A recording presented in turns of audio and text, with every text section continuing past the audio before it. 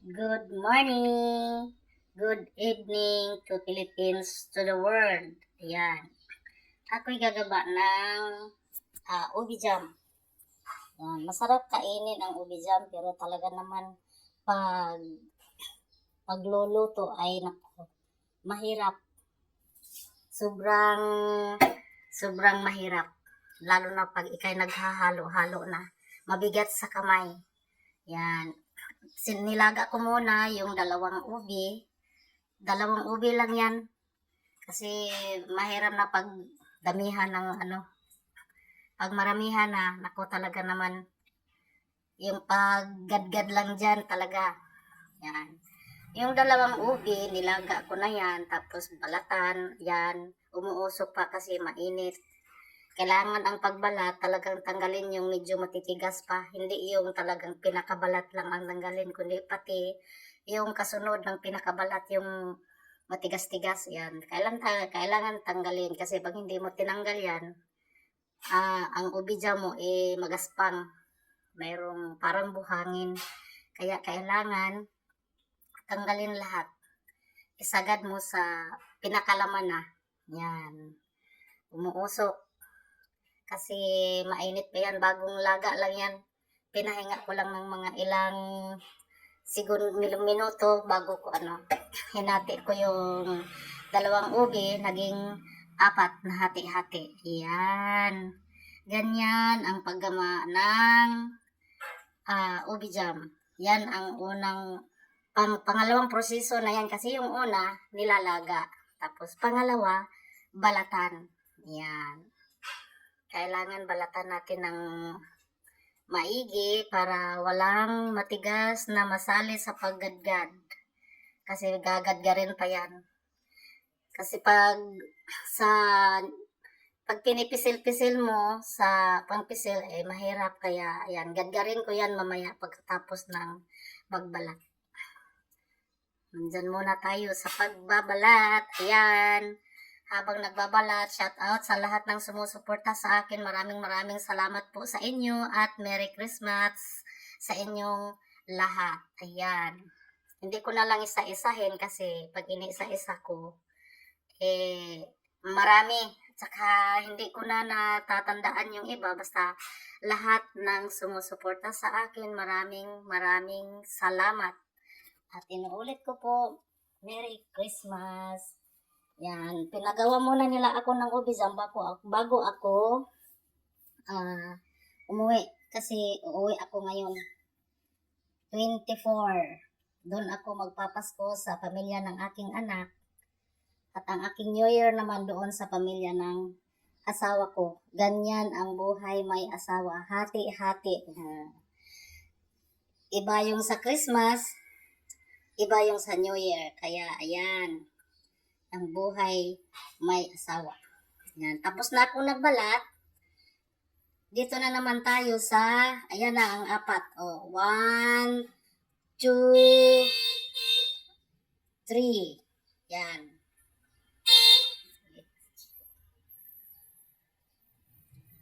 Ay, mag-umpisa na tayong maggadgad. Yan. Mahirap. Kailangan doon mo gadgarin sa, sa pinakamaliit. Huwag yung sa malaki na, gadgaran. Yung pinakamaliit. Para pino ang luto ng ubijam. Walang, ayan, yan pinakamaliit. Kasi pag doon mo sa malaki, yan, maliit nga kulit ni okay wag daw doon sa malaki.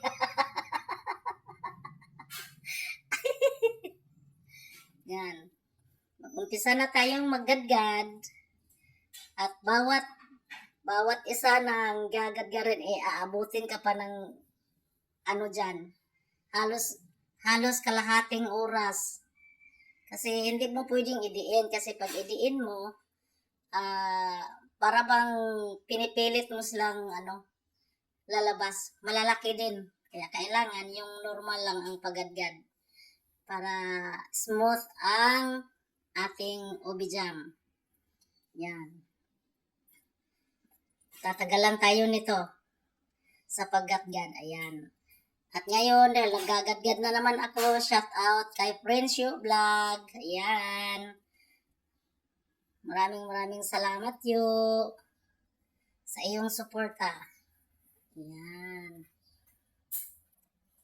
Gadgad tayo. Ay, sus, may dumaan. Yung asawa kong asawa ko na Pakistani. Hindi kasi niya alam na nag-video ako. Ayan. Kung alam lang niya yan, hindi yan nalapit. Ayan. Sa pangalawa na tayo, maggadgad. Ayan. Laylay din kaya sa, yan, sa braso. Kasi, matagal mong paggadgad. Yan. Yan na ang inabot ng isang kalahati. Isa sa kalahati ng ubi. Kasi yung dalawa, hinati ko ng tig-dalawa kaya naging 4. Hindi mo naman mahawakan pag hindi mo hatiin. At saka yung paglaga ko lang, hinati ko na yan para pantay ang pagkaluto. Kailangan pag naglaga, kailangan lubog lahat ang ubi. Yan, hanggang sa matuyo. Tamang-tama, lutong-luto na. Yan. Pero yung ubi na yan, yan ang tinawag na kinampay. Pero dati, yung pinakaunang kinampay mabango. Ngayon, hindi na mabango. Kaya pwede na rin maggawa na lang tayo ng puti na ubi. Lagyan na lang natin ng food coloring na ubi. Yan. Sa pangatlo na ako. Yan. Food coloring na ubi. Kasi hindi na kailangan na bibili pa tayo ng original na kinampay na ubi kasi hindi naman mabango. Nawala yung original na nawala yung dati. Yung auntie ko dati nagtatanim ng ubi doon sa Duero. Pag naglaga siya, pag kinain mo ang bango. Ngayon wala na. Hindi na mabango. Kaya pwede na rin tayo gawa ng ubi jam kahit yung puti na ubi. Tapos lagyan lang dati ng food coloring na ubi. Tapos dagdag pa, mayroon na tayong condensed na ubi flavor. Kaya walang problema. Maging violet rin ang ubi na puti. Saka medyo mas mura ang kilo sa ubi na puti. Yan. Magagadgad tayo. Yan. At habang nagagadgad pa rin, shout out kay Boys Bandit dyan sa may Saudi. Shout out dyan, idol. Yan. Gagawa ako ng ubi jam. Para sa iiwan ko sa Ay, may bisita ako.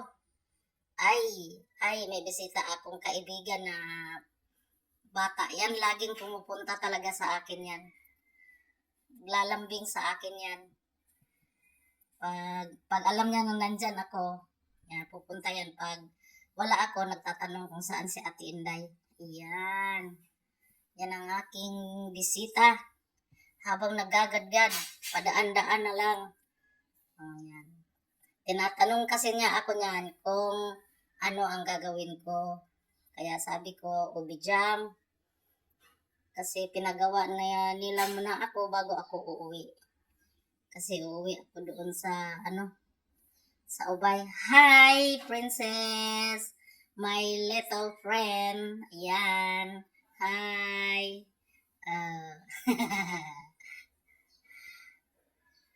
Ayan. Shout out kay princess. Ang aking bata na kaibigan. Siya lang naman ang laging pumupunta sa akin. Yan. Natapos na rin ako sa paggadgad. At pagkatapos ng paggadgad, iba naman ang ating gagawin. Mayroon na namang kasunod niyan na pagproseso. Ayan ang pangatlong proseso. Mula nung paglaga, pagbalat, paggadgad. Ayan. Yan ang trabaho ng ubi jam. Masarap talaga kainin yan, pero talaga naman hirap gawin. Nakakapagod. Ayan. Yan na ang naging resulta sa dalawang ubi. Ngayon, dito naman tayo ay ating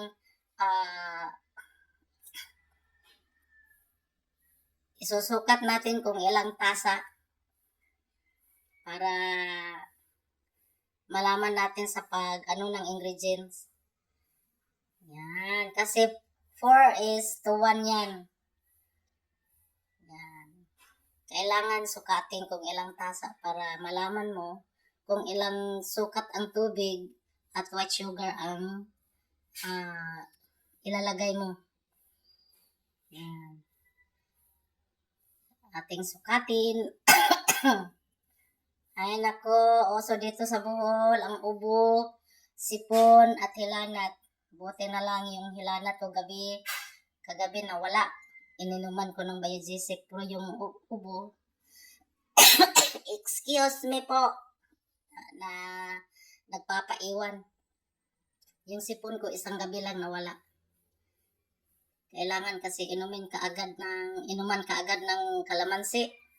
Ang hiyang talaga sa aking ubo, yung kalamansi na 4. Pisilin mo doon sa may maligamgam na na water, yung medyo mainit-init ng konti, tapos ilagay mo doon yung 4 na kalamansi, tapos lagyan ng asin.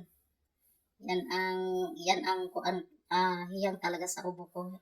Ayaw sa pangalan yan, hindi mawala yan sa gamot-gamot, sa kalamansi lang, tapos hilot. Yung sa likod, hinihilot, tapos binubuhutan ng tabako. Yan.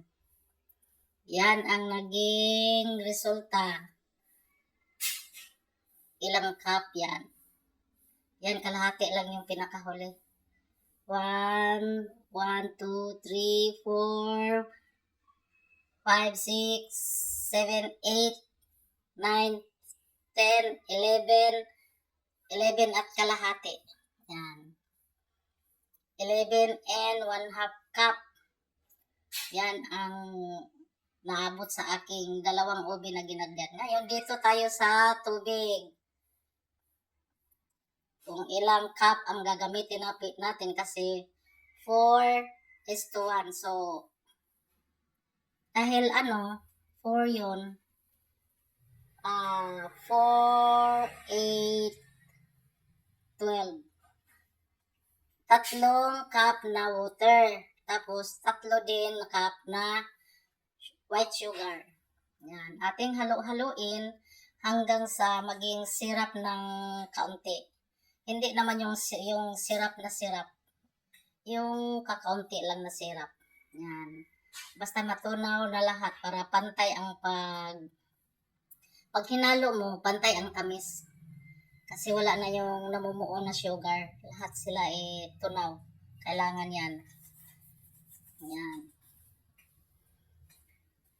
Yan. Medyo kumunti-kunti na ng kunti yung water. Ayan. Hindi na masyadong nalalaglag. Ayan. O. Pwede na yan. Kasi kumunti na. At pag yan, na medyo kumunti na, ating isunod dyan ang sinukat natin na ginadgad na nakakaf na 1. So, isabay-sabay mo na ang paglagay para sabay-sabay ang paghalo. Yan. Para magpantay. Yan ang gawa ng ubi jam. Mahirap. Pag ganyan, pag naghalo mo, pag hinalo mo na hindi pa masyadong mabigat sa kamay kasi marami-rami pa yung syrup. Kaya kailangan bilisan mo ng paghalo na mapantay. Ayan. Nilagay ko na lahat yung 11 and 1/2 cup na ginagyan na ubi. Ayan. Haluin natin. Yan. Hindi pa masyadong mabigat yan kasi may syrup pa. Pag yung medyo matuyo na, yan. Kaya kailangan talaga tunawin natin ng mabuti yung sugar para pantay ang pagkatamis nila. Yan. Mas maganda nga yung paglaga mo ng ubi, yung medyo malata-lata. Para madaling magadgad. Pero para sa akin, ganyan lang ang tamang pagluto. Yan, haluin. Mikos-mikos mo na yan. Imikos-mikos mo na yan ng mabuti para pantay ang pagkatamis. Ayan. Dahil medyo matuyo na siya, isunod natin yung isang lata na condensed na OV flavor para dagdag ng pabango. Kasi sabi ko nga, nung una, hindi na mabango ang yung tinampay na OB, yung OB na violet, hindi na mabango. Kaya dito tayo kukuha ng bango sa condensed milk na OB flavor. Ayan. Nilagyan ko ng isang lata. Pero kung gusto nyo na matamis, pwedeng dalawahin nyo. Yung tatlo na recipe na ginawa ko, pwedeng gawin nyo ng tatlo ay dalawa ang OB. Kung yung condense kung gusto nyo na matamis. Kasi para sa akin, tama na yun. Sobrang tamis. Kasi mayroon pang 3 cup na sugar yan. Ayan. Haluin natin. Halo. Mamaya-maya tawagan ko na yung asawa ko pag yung medyo matuyo-tuyo na yan. Tatawagan ko na kasi mahirap pag pag naghalo, pag medyo pakunat na. Laylay sa kamay. Yan. Ating haluin ng maigi para mapantay ang pagkahalo ng condensed milk. Ayan. Inuulit ko po, Merry Christmas sa ating lahat. Ayan. Pag yan ang minsan, pinapagawa nila ako ng marami para dalhin sa ibang bansa. Sus, talaga namang ngawit na ngawit ang aking braso. Buti na lang nandyan yung taga-suporta ko. Ayan. Tuyo na. So, yun ang laging tandaan nyo ha. Mula sa tubig hanggang sa white sugar, tapos condensed milk nga OB flavor. Tapos meron pang panglas niyan, abangan nyo na lang kung ano ang panglas dyan ilalagay. Yan, hirap. Patawa-tawa lang yan, pero nagre-reklamo na ang aking braso. Hinaan natin ang apoy para hindi abutin ng maging tutong. Kaya hinaan. Yan. Isunod natin yung butter. Yung isang buong butter, iwanan mo lang ng konti. Yan. Lagay mo na dyan. Patutunawin at pagkatapos ng matunaw at patutuyuin na naman. At dyan na ako mahihirapan. Basta maglalagay na ako ng butter, matutuyo na yan. Kaya, tinatawag ko ng aking backup. Meron akong backup dyan. Yan, patutunawin, hahalo-haluin, imikos-mikos na yan. Para pantay ang ayan ang aking butter. Ayan, buo pa. Ayan, imikos-mikos ng mabuti. Imikos-mikos na yan. Ayan, imikos-mikos. Para mapantay, ayan, malapit nang natunaw lahat. Yan, mabigat na yan sa kamay. Ganyang nakikita nyo sa kamay ko. Mabigat na yan haluin. Yan ang hirap sa pagdating na dyan sa ganyan na. Yan, ang aking backup. Yan ang aking backup. Aking Pakistani na asawa. Na made in Bohol. Oh, kita niyo yung braso niya, no? Lumalaki dahil sa bigat. Kaya kailangan talaga.